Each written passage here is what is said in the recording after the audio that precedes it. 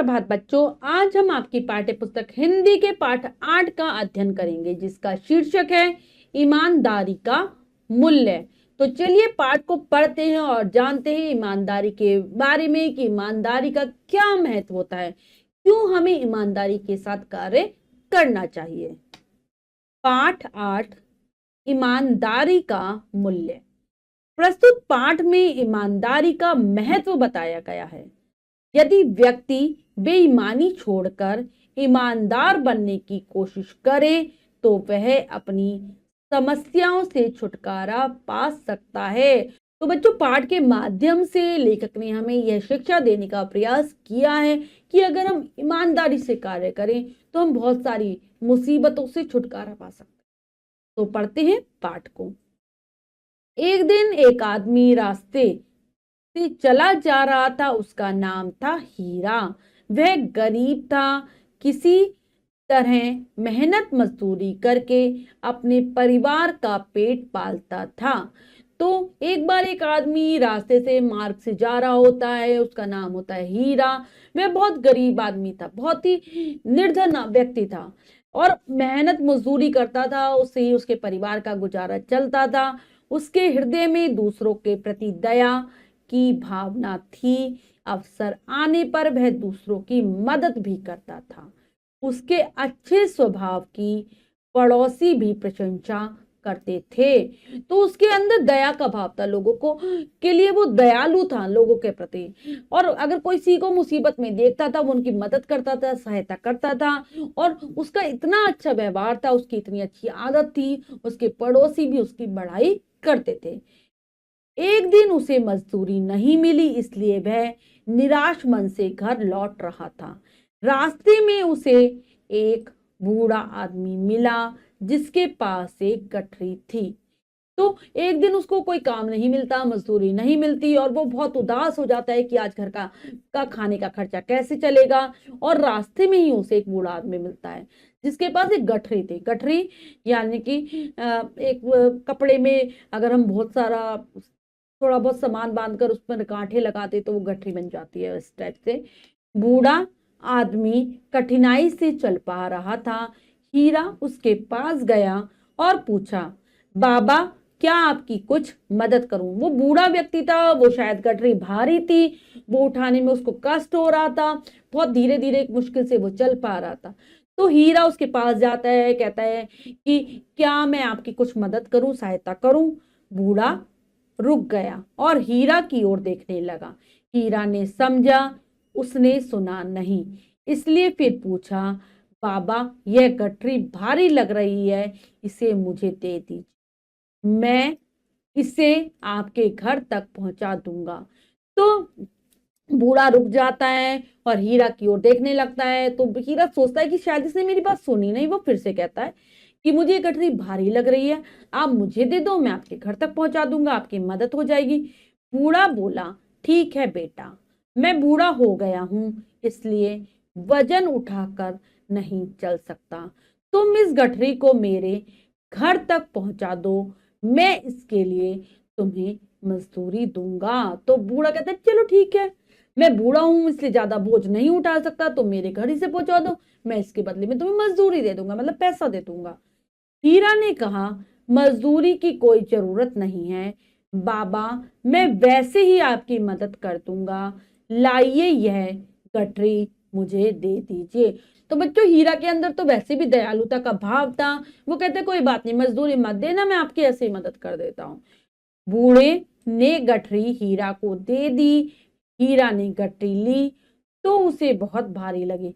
हीरा ने पूछा, बाबा इस गठरी में क्या है, बहुत भारी लग रही है। तो बूढ़ा व्यक्ति हीरा को वो गठरी दे देता है। हीरा जब उस गठरी को उठाता है उसे बहुत वजन लगता है उसमें। वो कहता है, इसमें क्या है, ये बहुत भारी लग रही है। यह सुनकर बूढ़ा चुप रहा और आगे आगे चल दिया। हीरा ने फिर पूछा, बाबा तुम्हारी इस गठरी में इतना भारी क्या है।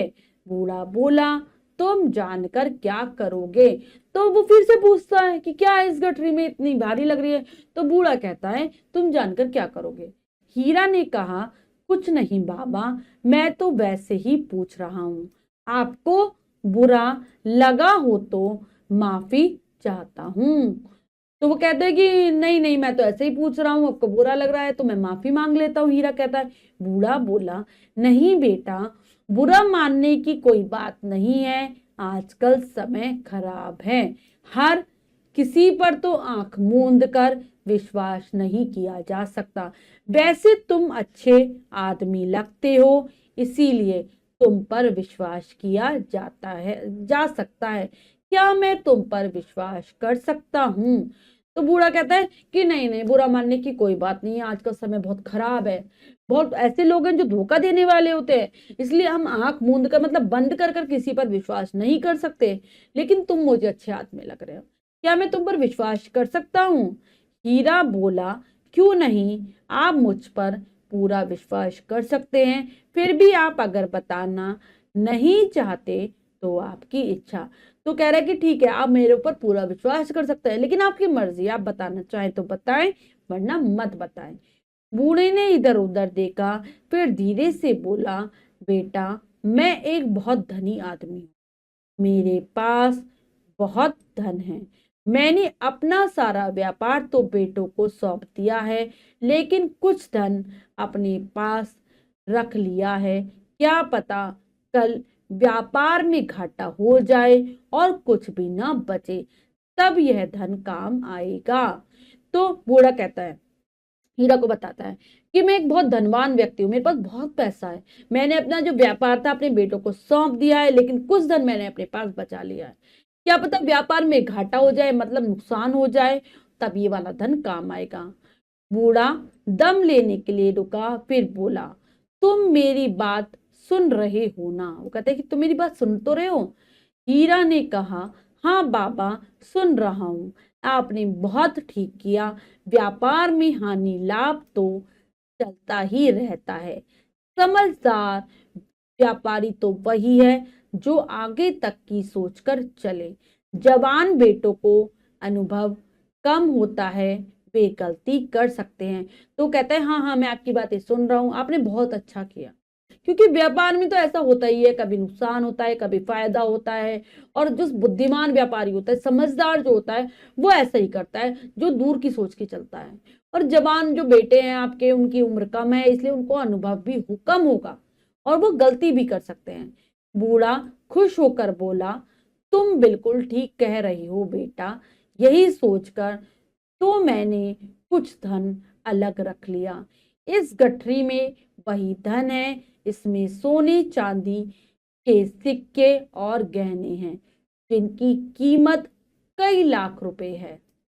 मैंने इसी डर के कारण घर के किसी नौकर या आदमी को साथ नहीं लिया कि उन्हें इसके बारे में पता चल जाएगा। तो वो कहता है कि जो मैंने धन बचाया था, जो सोने चांदी के सिक्के, रुपए, गहने, सब इसमें है, और कई लाख रुपए इनकी कीमत, और मैंने अपने किसी घर के नौकर को या जान पहचान वाले को इसीलिए अपने साथ नहीं लिया कि उन्हें इसके बारे में पता चल जाएगा। हीरा सुनकर दंग रह गया, गठरी में लाखों का सोना चांदी, उसने तो इतना धन कभी देखा भी नहीं था, अगर उसे इतना धन मिल जाए तो। हीरा जो है वो सुनकर हैरान रह जाता है, क्योंकि उसने कभी इतना धन देखा ही नहीं था, और अगर उसे इतना धन मिल जाए, वह सोचने लगा। हीरा ने पूछा, बाबा, आपको जाना कहाँ है? हीरा पूछता है उससे कि आपको कहाँ जाना है? बूढ़े आदमी ने उत्तर दिया, नदी के पार जो मकान बना है, वह मेरा है, वहां मेरा एक नौकर रहता है और कोई नहीं, मुझे उस पर पूरा विश्वास है, मैं वहीं जा रहा हूं, मेरे लिए रास्ता लंबा है, मैं तुम्हारी तरह तेज नहीं चल सकता, अगर तुम्हें देर हो रही है हो तो तुम इसे मेरे मकान पर छोड़ देना। तो बूढ़ा आदमी बताता है कि नदी के पार जो मकान बना हुआ है, जो घर बना हुआ है, वो उसका ही है, वहां पर उसका एक नौकर भी है जो कि उसका विश्वसनीय है, जिस पर उसको विश्वास है, और रास्ता भी बहुत लंबा है, बहुत दूर है, मतलब उसका जो घर है बहुत दूर पड़ेगा, और वो कहता है कि मैं तुम्हारी तरह तेज भी नहीं चल सकता, तेज गति से, इसलिए अगर तुम्हें ज्यादा देर हो रही है तो तुम जल्दी से जाकर ये मतलब जो कट रही है वहां छोड़ देना। हीरा बोला, ठीक है बाबा, आप आराम से आ जाओ, मैंने वह मकान देखा है, मैं यह गठरी वहीं छोड़ दूंगा। तो हीरा भी कह देता है कि ठीक है, आप आराम से आ जाओ, मैंने मकान देखा हुआ है, मैं गठरी वहीं छोड़ दूंगा। बूढ़ा बोला, भगवान तुम्हारा भला भला करे। तो बूढ़ा भी उसे आशीर्वाद दे देता है, कहता है भगवान तुम्हारा भला करे। हीरा तेजी से चल पड़ा। उसके मन में हलचल मच रही थी। उसने जीवन में कभी बेईमानी नहीं की थी, लेकिन आज उसका मन लालची हुआ जा रहा था। उसने सोचा, एक ही झटके में सब संकट कट जाएंगे, ईमानदारी से तो भरपेट रोटी भी नहीं मिलती। तो आज तक कभी भी जिस हीरा ने बेईमानी नहीं की थी, उसके मन में लालच आने लगता है। वो सोचता है कि अगर मैं ईमानदारी से काम कर रहा हूं तो मुझे भरपेट खाना ही नहीं मिलता, और इससे अगर मैं ये धन ले लूंगा तो मेरी जितनी भी मुसीबतें उनसे छुटकारा मिल जाएगा। जैसे ही वह बूढ़े आदमी की आंखों से ओझल हुआ, उसने सीधे अपने घर की ओर दौड़ लगाई। जैसे ही उसने देखा कि बूढ़ा आदमी अब उसे दिखाई नहीं दे रहा है, गायब हो गया है, क्योंकि वो तेज तेज चल रहा था, तो वो अपने घर की तरफ चल दिया। घर पहुंचते ही उसने दरवाजा बंद कर लिया। फिर धड़कते दिल से उसने गठरी खोली तो चौंक गया, और फिर वो धीरे धीरे उसका दिल धक धक की आवाज कर रहा था, उसे घबराहट हो रही थी, और वह गठरी खोलता है। और जब वह गठरी खोलता है तो एकदम से चौंक जाता है, आश्चर्य में पड़ जाता है। गठरी में सोना चांदी नहीं, पत्थर के टुकड़े भरे थे। उसमें एक कागज भी था, जिस पर लिखा था, मैंने तुमसे सच ही कहा था कि मैं एक धनी आदमी हूं।